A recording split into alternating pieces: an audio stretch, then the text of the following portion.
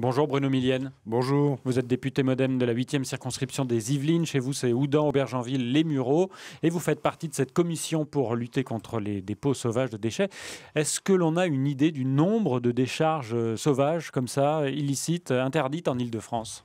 Alors, justement, ça fait partie du travail de ces gens qui ont été réunis, différents groupes de travail.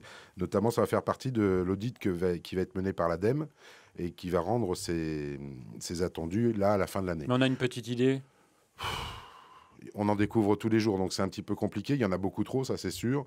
Et puis, ce qu'il faut que les gens s'imaginent, c'est que dès que vous déposez quelque chose dans un endroit, vous êtes sûr que le lendemain, il y aura d'autres détritus, d'autres déchets qui viendront s'accumuler.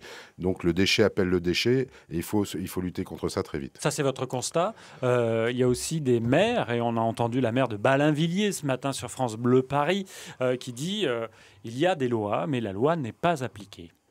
Alors la loi n'est pas appliquée, ça fait partie aussi de ce qu'on va faire dans les groupes de travail, c'est-à-dire qu'on va rebalayer, c'est l'évaluation de la loi, on va dire, on va rebalayer toutes les mesures qui existent, qui sont de bonnes mesures et qui sont parfois difficilement applicables. Vous parlez de Ballainvilliers, moi sur mon territoire, enfin à côté de mon territoire, j'ai la plaine de Triel, 7000 tonnes de déchets, c'est pas rien.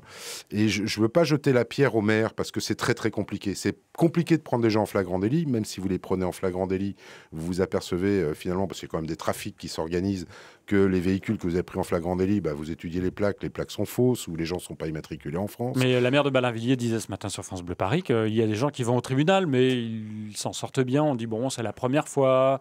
Voilà, mais oui, mais parce que vous avez des filières qui s'organisent. Alors, les études qu'on va mener vont prouver cela, dans quelle proportion c'est fait. Mais on sait qu'il y a des filières qui s'organisent. Et les filières, quand elles s'organisent, c'est plus simple pour certains entrepreneurs du bâtiment, des petits artisans, d'aller déposer des déchets sauvages en passant par des filières. Ça leur coûte moins cher que d'aller dans certaines déchetteries. Il y a ça aussi qu'il faut qu'on regarde, c'est qu'il y a des déchetteries qui sont incitatives et qui permettent effectivement aux gens, et qui ne sont pas trop loin des lieux où ont lieu les travaux, et qui permettent aux gens effectivement de faire les choses correctement. Puis il y a des déchetteries où c'est trop cher pour eux. Donc il faut qu'on remette tout ça à plat sur la table, qu'on voit les écueils, qu'on travaille à la fois sur la prévention. La prévention, c'est compliqué, et vous le savez très bien, dans bien d'autres domaines. Bouger, manger, etc. Tout ça, ça a pris du temps. Le tri des déchets, ça a pris du temps, et ça prend encore du temps, parce que je vais peut-être annoncer quelque chose à vos auditeurs qui ne savent peut-être pas. Moi, je ne le savais pas il n'y a pas très longtemps. Les canettes de soda, par exemple, on peut, depuis le 1er janvier, les mettre dans les bacs jaunes. Moi, je ne le savais pas. Je n'ai pas vu de communication là-dessus. Vous voyez, c'est compliqué à mettre en place. Donc, il faut qu'on ait une vue globale des choses et qu'on applique des choses de manière globale, sinon on s'en sortira pas. Bruno Millienne, quand vous parlez de filières qui sont organisées, ça veut dire quoi ? Ça concerne qui ? Ça peut concerner plein de choses. Des gens qui se jettent. On a eu ça sur les filières aussi, que tout le monde connaît bien, sur les métaux, par exemple, où les gens s'emparent des métaux, vont les revendre. Bon, à chaque fois qu'il y a un profit qui est faisable, il y a des gens qui se mettent dedans. Mais ça veut dire quoi ? Ça veut dire, je suis entrepreneur, je fais des travaux, je me dis qu'aller à la déchetterie, ça va me coûter plus cher. J'arrive à trouver quelqu'un qui va me récupérer mes déchets, qui va aller les jeter n'importe où. Bien sûr, vous le payez moins cher que la déchetterie et vous êtes gagnant. Alors justement, la maire de Ballainvilliers, qu'on entendait ce matin sur France Bleu Paris, propose des déchetteries gratuites. Est-ce que c'est une piste envisageable ? Alors, dans les pistes de réflexion, ce qu'il faut voir, ça s'inscrit dans la feuille de route d'économie circulaire de Brune Poirson, et je la remercie d'ailleurs de s'emparer du sujet. Il faut qu'on ait une vision un petit peu différente de ce qu'on a jusqu'à maintenant. Pour l'instant, voilà, on mettait dans les déchetteries, on ne savait pas trop ce que ça devenait.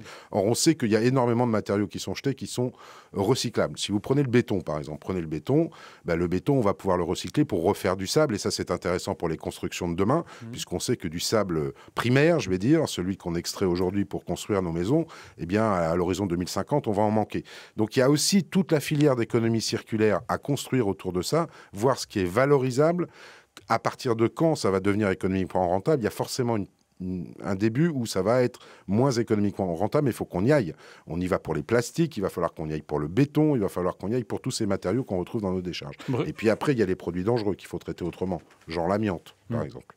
Bruno Millienne, on parle beaucoup du Grand Paris Express, ce futur métro automatique qui sera souterrain. Il va y avoir des déchets, des gravats. Est-ce que c'est un exemple, justement, qui peut tirer la filière vers le haut? Bah ça peut être un exemple qui peut tirer la filière sur le haut. Vous savez que dans ce genre de gravats, en général, c'est organisé. On fait des remblais et sur ces remblais-là, on produit des choses ou on installe. Je sais qu'il y a des projets d'installation de fermes solaires sur des remblais justement dus au Grand Paris Express, des choses comme ça. Ça, c'est organisé. C'est quelque chose qui est prévu dans les travaux. Ce qui nous pose problème, c'est plus tous les petits travaux qu'on peut avoir, comme vous pouvez avoir chez vous ou chez moi. Vous faites des travaux chez vous, vous avez, je ne sais pas moi, 200, 300, 500 kilos de gravats qui sont ramenés par l'entrepreneur.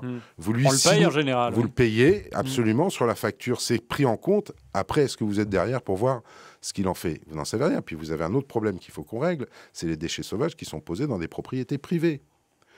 Vous avez des gens qui sont propriétaires de terrains sur lesquels ils n'auront pas forcément, des terrains qui ne sont pas construits, et puis du jour au lendemain, ils se retrouvent avec quand même beaucoup de déchets, et là, pour les évacuer, ça coûte très cher.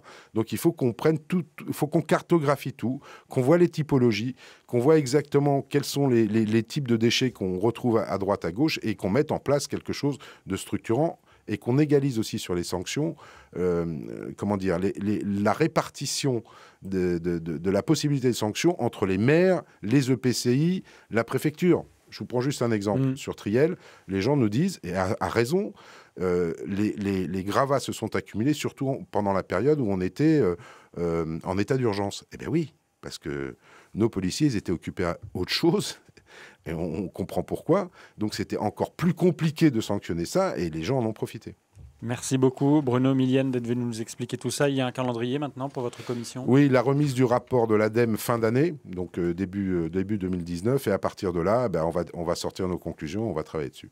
Merci beaucoup. Je rappelle que vous êtes député MoDem de la 8e circonscription des Yvelines, Houdan, Aubergenville, les Mureaux. Je vous souhaite une bonne journée. Merci également.